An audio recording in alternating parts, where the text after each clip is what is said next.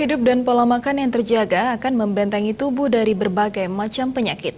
Untuk itu, kesadaran diri terhadap kesehatan penting dilakukan sejak dini. Saat ini, masyarakat dihadapkan oleh berbagai kecanggihan teknologi dan gaya hidup yang serba instan.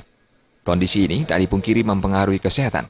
Menurut pakar kesehatan Tanjung Subrata, masyarakat dewasa ini hendaknya harus mulai memperhatikan kesehatan yang dimulai dari gaya hidup, pola makan, dan menjaga kesehatan pikiran. Kondisi orang jadi sakit tidak semata-mata karena adanya penyakit atau kondisi cuaca yang jelek, tapi lebih pada ketidakmampuan badannya mengatasi perubahan cuaca, bakteri, dan lain sebagainya.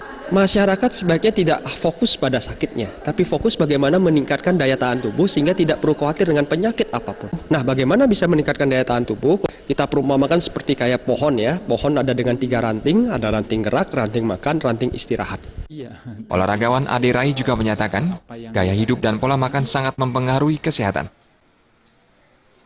Salah satunya adalah kalau bicara kesehatan tubuh, itu melibatkan yang namanya aktivitas gerak. Jadi kalau dia banyak bergerak, sama orang yang tidak banyak bergerak, tentu kualitas kesehatannya berbeda.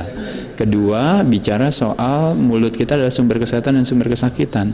Apa yang masuk lewat mulut kita, dengan kita mengatur apa yang kita konsumsikan, tentu kualitasnya juga akan jauh lebih baik dibandingkan dengan kita yang tidak mengkonsumsikan atau tidak mengatur pola konsumsi makan kita.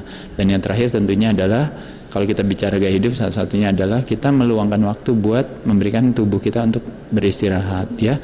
Apakah yang sifatnya aktif seperti tidur maupun yang sifatnya pasif, ya, seperti misalnya meditasi, aktivitas rekreasi dan sebagainya. Saya rasa kembali lagi gaya hidup kita mempengaruhi kualitas kesehatan kita.